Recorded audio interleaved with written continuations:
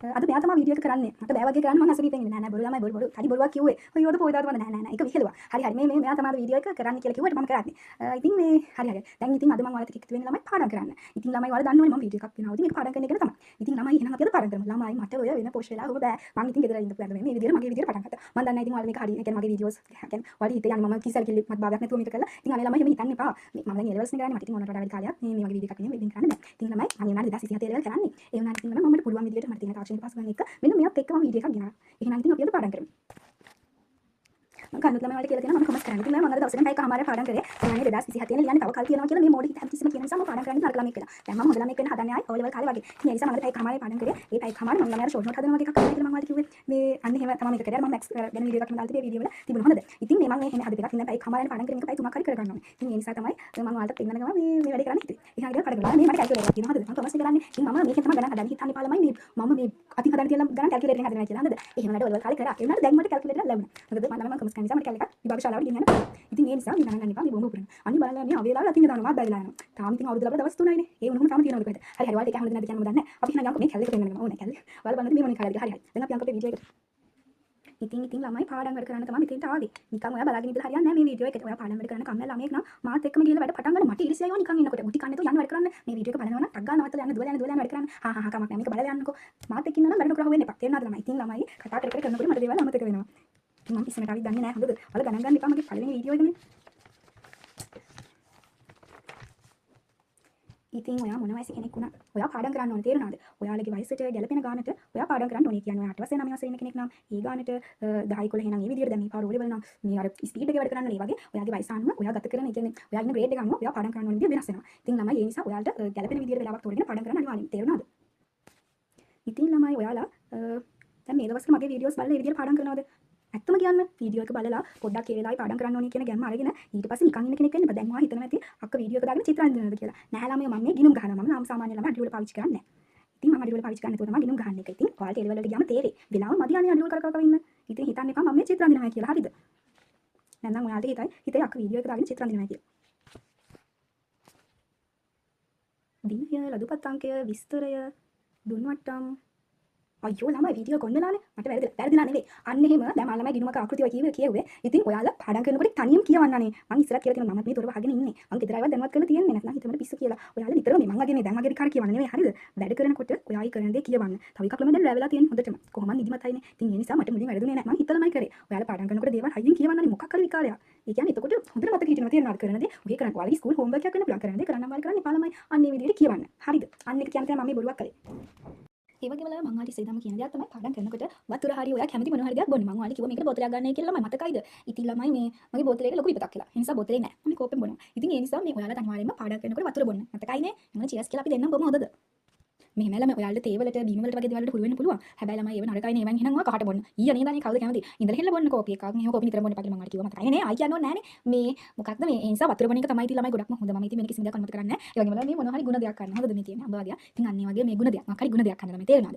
අගුණ දේවල් ගන්න එපා මම ඉස්සර පාඩම් කරනකොට ස්නැක්ස් වගේ ගෙනල්ලා අනේ බෑ ළමයි මට මම මුලින් එක කාලි ඉවර කරා ඊට පස්සේ පාඩම් ගන්න පටන් ගත්තා මට බෑ ළමයි ඕක අතරතුර මම මට කාලි ඉවර කරලා පාඩම් කරනවා ඉතින් නිදහස් ඉතින් මම ඉතින් තේරුම් ගන්න දේ තමයි මට නම් ඒ ක්‍රමේ හරියන්නේ නෑ මේ පාඩම් කරනකම මම ස්නැක්ස් එකක් කන එක නිදිමත යන්නේ කියලා මම කරේ දැන් අපි දැන් ඔට්ටෝ ටිකක් ගෙනාවා නිතරම කන්නේ ළමයි ඉඳලා මම එක දවසින් ඉවරයි ටික කාලෙම ඉවර අවසාන පාඩම් කරලා නැහැ කණ එක තමයි කරලා තියෙන්නේ ඉතින් ඒ නිසා ළමයි මේ ඔයාලගේ විදිය ඔයාලා දන්නව නේද මම වගේ පෙරේත ළමයි නෙවෙයි ඔයාලා ඔයාලට පුළුවන් ඔය පාලනයක් ඇතුළේ ඒ දේවල් කන්න බොන්න තේරෙනවද ඉතින් මේ වගේ ගුණ දෙයක් කනවා නම් තාත් හොඳයි හරිද ළමයි මට මේක ඔයාලට පෙන්නන්න හිතලා මේක මට සර් කෙනෙක් දීපු පොතක් හොඳද මේ පොත හැම ළමෙක්ටම ඒ සර් දීලා කිව්වා ඔය කියන්නේ පුතේ ඔයාලා මේ ඔයාලගේ හිණ බලාපොරොත්තු ඉස්සරහට මේක ලියලා ඒක ඉෂ්ට වෙච්ච දවසට ඔයාගේ අස්සන දාන්න කියලා එන දිනෙත් දාලා ඉතින් ළමයි මම මේක ඔයාලට පේනවද මේ ඔක්කොම කම්ප්ලීට් කරන් තියෙන්නේ ඔයාලා දන්නේ මම 9S තියනවා කියලා ඉතින් මේ මම 2025 එකයි 20 තමයි මේ තුනම ලියලා තියෙන්නේ මේ තියෙන්නේ මට අමාරු වෙච්ච සබ්ජෙක්ට් හරිද සයන්ස් වලට A+ එකක් ගන්නවා A+ වැඩක් නැහැ ළමයි යන්තම් ගත්තම තියෙනවා ගන්න ඒ ලෙවල්ස් වල තමයි A+ ඕන නිකන් එකක් තිබුණ නැතිව මම නිකන් දාපු දාකද ඊට පස්සේ මම කොහොම හරි මැක්ස් වලට A+ එකක් ගන්නවා මම කොහොම හරි ඉංග්‍රීසි වල B එකක් ගන්නවා ඔයාලට පේනවද ළමයි මම ටාගට් කරන් ඉඳලා ළමයි A8යි B එකක් ඔයාලට ඒක පේනවා මෙන්න මෙතනින් මේ බලන්න ළමයි මම ටාගට් කරන් ඉඳලා බලන්න මම ටාගට් කරන් ඉඳී A8යි B එකක් ඒක තමයි මගේ ටාගට් එක මට ඉංග්‍රීසි කියන අමාරු සබ්ජෙක්ට් එකක් වෙච්ච නිසා මම කවදාවත්ම ඒ 9S වගේ රිසල්ට් එකක් බලාපොරොත්තු වෙන්නේ නැහැ. ඉතින් මම අවසාන හරියේ දැන් 2025 මම මාර්තු ළමයි ලියන්නේ.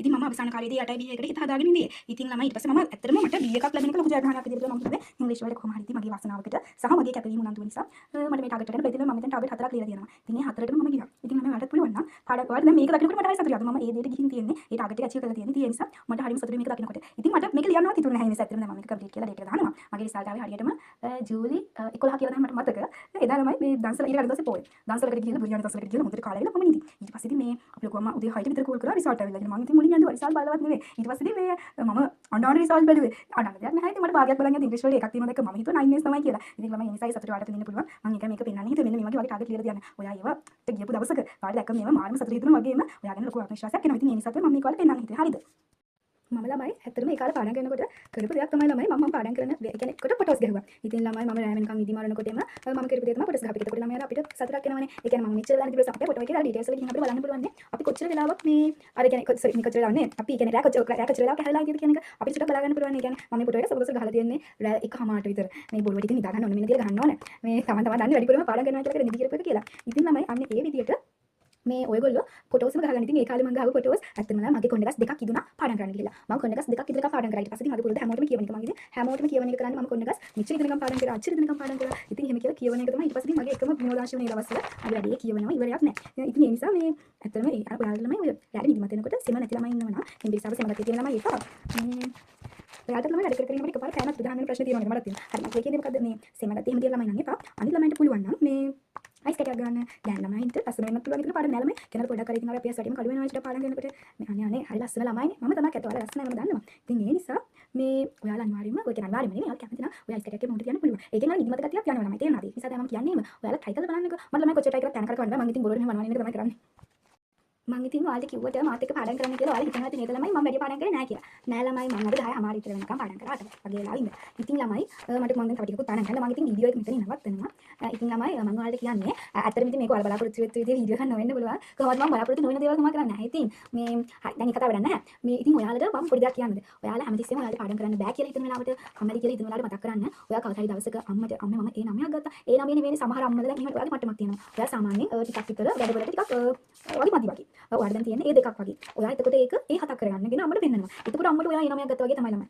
තේරෙනවද? ඒ කියන්නේ අම්මගෙන් අම්මට ඔයා ඉන්න මට්ටමත් එක්ක ඔයා කරන දේවල් වෙනස් වෙනවා. ඔයා ඉන්න දැනින් අඩියක් හරි ඉස්සරහට එනවා නම් තමයි මේ ඔයාගේ එක ජයග්‍රහණය. තේරෙනවද? ඔයා මම්මගේ නමයක් ගන්න ඕනේ කියන එක නෙවෙයි මම කියන්නේ. ඔයා ඉන්න මට්ටමට වඩා අඩියක් හරි ඔයා ඉස්සරහට එන්න පුළුවන් නම් ඒක තමයි ඔයාගේ ජයග්‍රහණය. ඉතින් ඔයා අම්මට ඔයා ඒ නමයක් ගත්තා කියන දවස ඒ වගේම ඔයා ඒ ලෙවල්ස් වලින් අම්මට ඒ තුනක් ගන්නවා කියන දවස මටත් අදලා තියෙනවා. තේරෙනවද? මම ඒක සාර්ථක කරගෙන නැහැනේ. ඒ වගේම ඔයා අම්මට උපාධියක් ගන්නවා කියන දවස මම හැම දවසක්ම මෙන්න ඔයාගේ අම්මා තාත්තා හරිම ආදරෙන් බලන් ඉන්නවා කියන එක මතක තියාගන්න. ඒ වගේම ගෑල් ළමයෙක් වුණත් පිරිමි ළමයෙක් වුණත් කවදා හරි දවසක පර්ස් එක දිහා බලන්න නැතුව සල්ලි වියදම් කරන්න ඔයාටත් ඕන නම් අනිවාර්යයෙන්ම ඔරලෝසුව දිහා බලන්න නැතුව වැඩ කරන්න වෙනවා කියන එක මතක තියාගන්න. ඉතින් ඒ වගේම ඔයාව මොටිවේෂන් කරන දේවල් ඔයාගේ බිත්තේ ගහන්න ඉතින් ඉස්සර මම නිදි මරනකොට නිතරම මෙන්න මෙහෙම එකක් ගහලා තියෙනවා. දැන් තාම මගේ බිත්තේ තියෙනවා හොඳද? නිදි වර්ජිතව ගත කරන මේ රාත්‍රිය එකම ඉලක්කයකට හැල්මේ දුවන දිගු දහවල් කාලා හැංගීම් හිත කර හිත පොත් වලටම පේවුණු උණුසුම් සැන්දෑවල දිනක ඔබ දකිනා සුන්දරම දිනය ඔබ වෙනුවෙන් නිමා කරමින් සිටි. ඉතින් ඒ නිසා ඒක අදත් මට තියෙනවා නිකන් නිදි මරන වෙලාවට ඒක මට මතක් වෙනවා නේද? ඉතින් ඒ නිසා ළමයි ඔයාලා ආසාවෙන් ඉන්න ඒ බලාපොරොත්තු වෙන ඉන්න දේ ඔයාලා අනිවාර්යයෙන්ම ලබා ගන්න පුළුවන්. මේක සමහරවිට පන්තියක පළවෙනි වෙන එක වෙන්න පුළුවන්. මොන දේ වුණත් ඒ හැම අඩියකින්ම ඔයා යන්නේ ඔයාගේ ඉගෙන ගන්න ජීවිතේ ඉස්සරහට. ඉතින් ඒ නිසා මම ඔයාලට කියන්නේ අවධානය පොඩ්ඩකටවත් වෙනස් කරන්න එපා. ඔයා මොනතරම් වාරි භාගයක් ලිව්වත් ඒ ඉලක්කය අමාරු විදිහට දකින්න. ලේසි කියලා හිතන්න එපා. ඉතින් ඒ නිසා මම ඔයාලට යෝජනා කරන්නේ නිතරම ධනාත්මක විදිහටම හිතන්න ළමයි ධනාත්මක විදිහට හිතලා ඔයා ඉන්න තැනින් අඩියක් හරි ඉස්සරහට එන්න ඔයා වැඩ කරන්න ඕනේ තේරුණාද ළමයි. ඉතින් මම ඔයාලට කියන්න තියෙන්නේ ඔයාලා හොඳට පාඩම් කරන්න ළමයි හොඳට ඉගෙන ගන්න. ඔයාගේ දෙමාපියෝ සතුටු කරන්න දෙමාපියන්ට ඊට වඩා සතුටක් නැහැ. ඉතින් එහෙනම් ළමයි මම අදට ඔයාලගෙන් සමුගන්නවා. ඉතින් මම දන්නේ ඔයාලා හිතනවා මම කියෝ ඉන්නේද කියලා. ඉතින් අනේ මේක මගේ විදිය. මට පුළුවන් විදිහට තමයි මම මේක. ඉතින් ඔයාගේ හින වල ටාගට් වලට යන්න මේ අලුත් අවුරුද්දේ මහන්සි වෙලා වැඩ කරන්න. ඒ වගේම ඔයා මේ අවුරුද්දේ ඇචීව් කරගන්න බලාපොරොත්තු වෙන ටාගට් ලියලා තියලා මම වගේ අවුරුද්ද වුණාට පස්සේ අසම දාන්න. ලෝභ කමෙන් ඉන්න එපා මම වගේ හරිද? එහෙනම් ළමයි ආයෙත් දවසක වීඩියෝ එකකින් හම්බෙන්නම්. බයි බයි. මෙන්න මෙයා බයි කියනවා. එහෙනම් බයි. බයි බයි බයි. අනේ මේ වීඩියෝ එකේ මම කැතර පෙන් ඉතින් ළමයි මම එහෙම ලොකුට ෆිල්ටර්ස්ම දාන කෙනෙක් නෙමෙයි මම කැතර පේන්නේ හොඳද? ගණන් ගන්න එපා. මෑනස් නේ. බයි එහෙනම්.